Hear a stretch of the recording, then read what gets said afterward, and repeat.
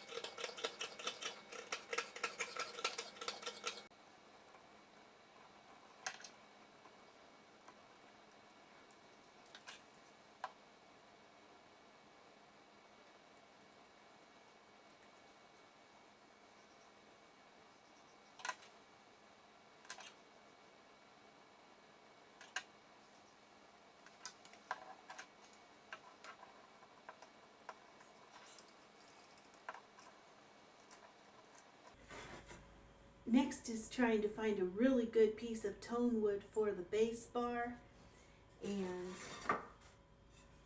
this is one of the pieces I've been using.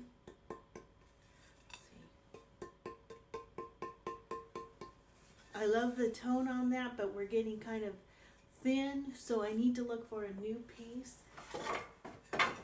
This one I've been using for repairs, and I love the tone on it. So we've got a little bit of thickness here.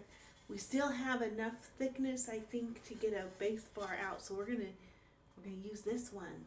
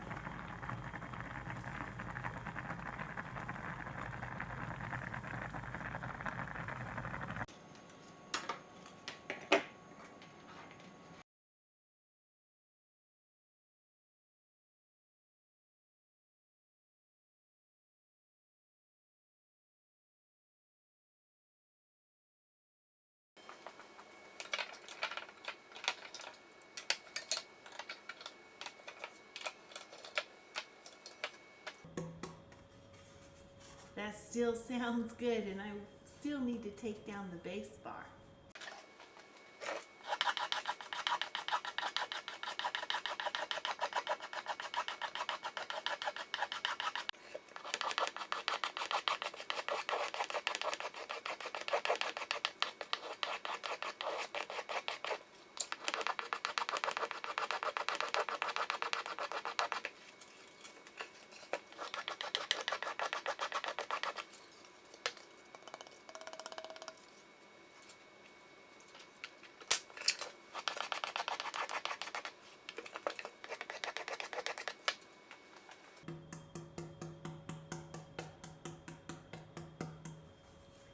Got a really good sound. I'm thinking, let's go down and check the creek, see if there's any beaver activity, see what we can find.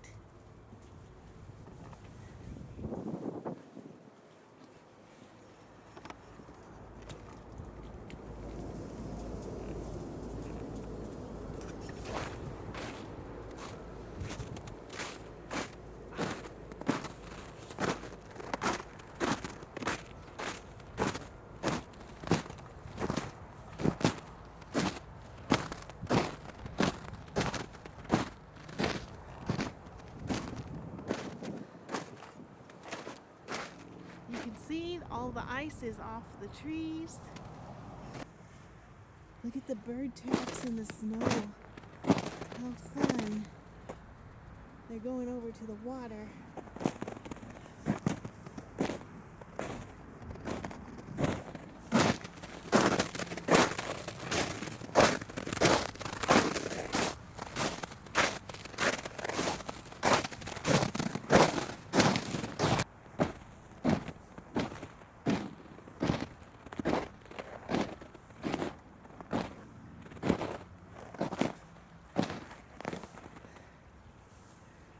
Well, the water has really gone down.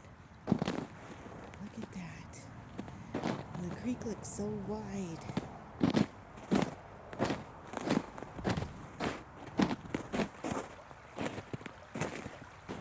Well, it looks like no beaver activity yet.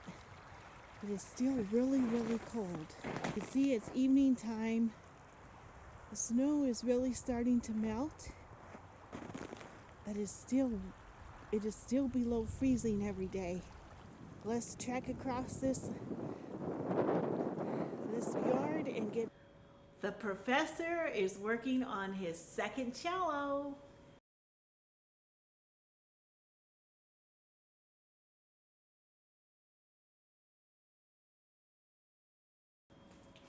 All right, we've got 2 bows. They came in the mail.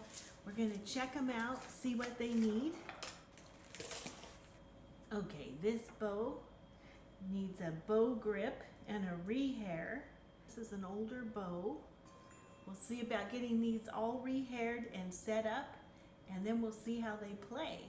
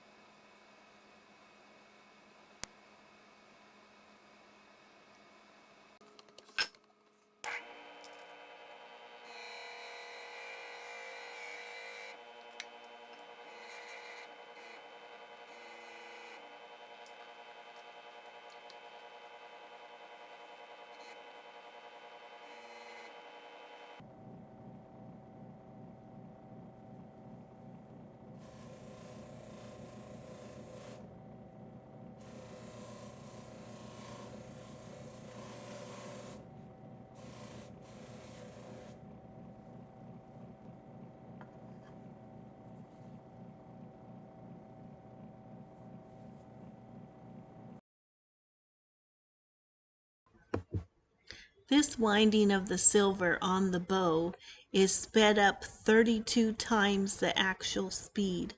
Otherwise, you can't really see anything happening.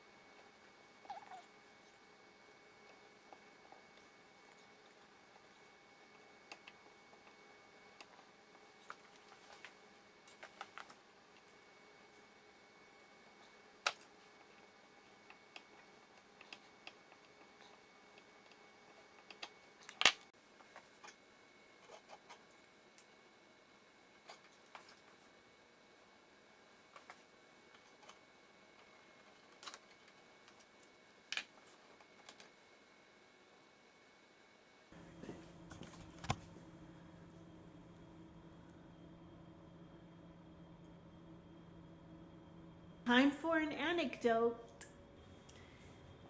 We're reading out of Violins and Violinists by Franz Farga, and today we're going to read about Giuseppe Tartini on page 128.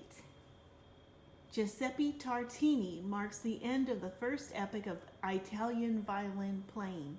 Born in Pirano in 1692, Tartini led a restless life in his youth. His father wanted him to become a priest and entered him in the seminary, where the young man was given some lessons in violin playing. At the age of 18, he told his parents that he wanted to be a lawyer, and he was sent to the high school in Padua. But he was not often to be seen in college. Instead, he developed a passion for fencing and was soon said to be the best swordsman in Padua. He was sure that he would gain fame and fortune as a fencing master. His father, however, did not agree with this plan, canceled his monthly allowance, and thus forced young Tartini to give violin lessons to make a living. He must already have been an accomplished violinist because he soon had more pupils than he could cope with, although excellent violin teachers were by no means scarce in Padua. It was his fate to fall in love with one of his girl students, the beautiful niece of the cardinal. As Tartini had little hope of His Eminence consenting to this alliance, he arranged a secret wedding with the 15-year-old girl. When the cardinal heard this, he was infuriated and had Tartini sued for seducing a girl under age. This might have been a costly matter for the young man, so at the suggestion of his young wife, he fled from Padua. He arrived safely at Assisi, where he was certain of the protection of the Bohemian father who worked as an organist in the famous Franciscan monastery. Tartini had met him in Padua when the priest was the organist at the church there. It is now known that he was in fact the Bohemian priest Chernohorsky, who later returned to Prague, where he was Gluck's harmony teacher for some time. But he did persuade the abbot of the monastery to offer Tartini refuge, and here the musician stayed for several years. Life behind the walls of the monastery was a wholesome experience for the young man. He gave up law and fencing and devoted himself entirely to the violin. The Bohemian father instructed him in counterpoint and thorough bass. Soon he played at church concerts, but had to sit behind a screen in order not to be recognized by the cardinal's informers. These concerts were very popular with music lovers from far and wide. One day the wind blew down the screen, and Tartini was seen playing his largo. Among the attentive crowd there was a man from Padua who recognized Tartini and reported what he had seen to the cardinal. But Tartini's wife, who had stayed behind in Padua, succeeded in changing her uncle's attitude. The cardinal forgave him and allowed him to return to Padua. From then on, his fame quickly extended all over Italy.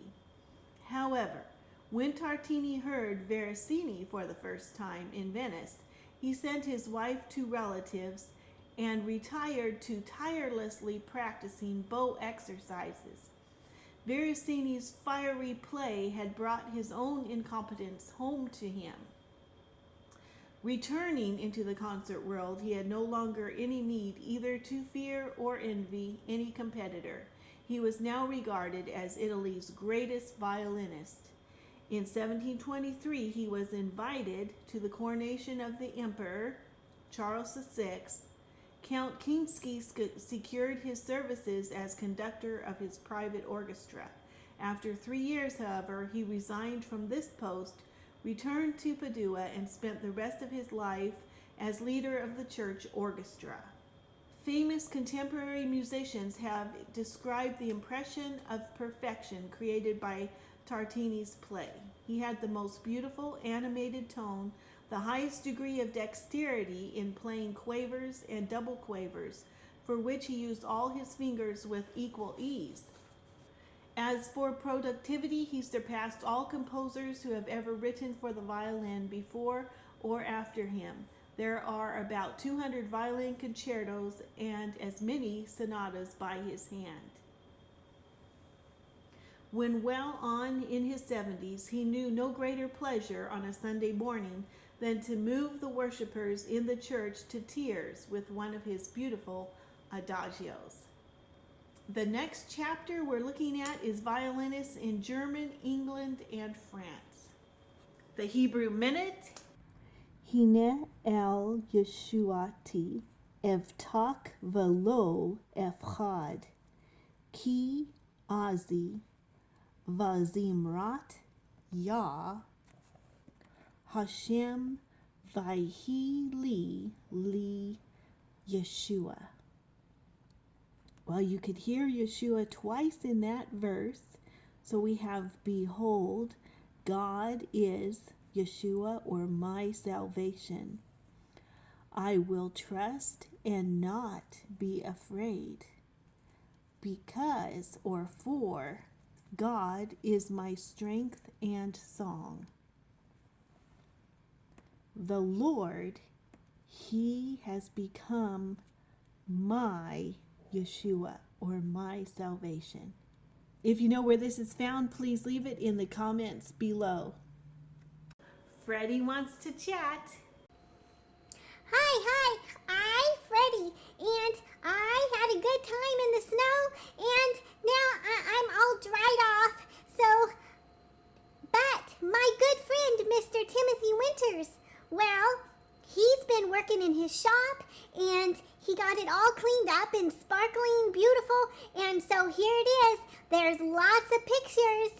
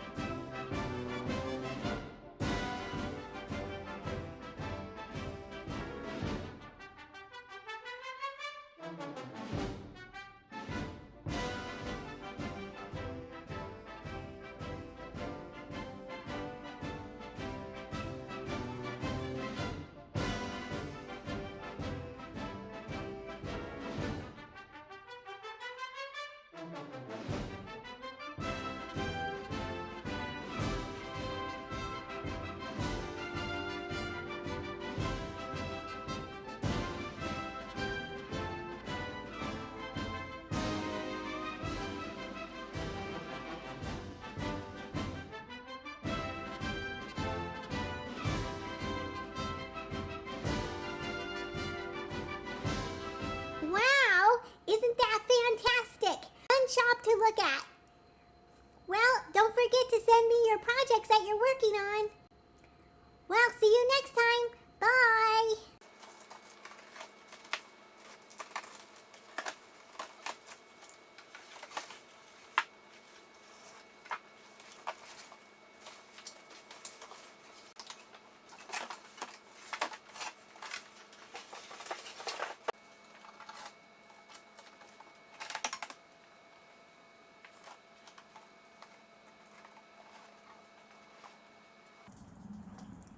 This is it, Friday afternoon. It's a beautiful day. The snow is melting. Here's our new violin. We've got the bass bar in, and more work needs to be done on the scroll. We've got a surprise cello. We'll learn more about it next week. Thank you so much for watching. Thank you for your wonderful comments, for your thumbs up, and thank you to the new subscribers. And until next time, bye.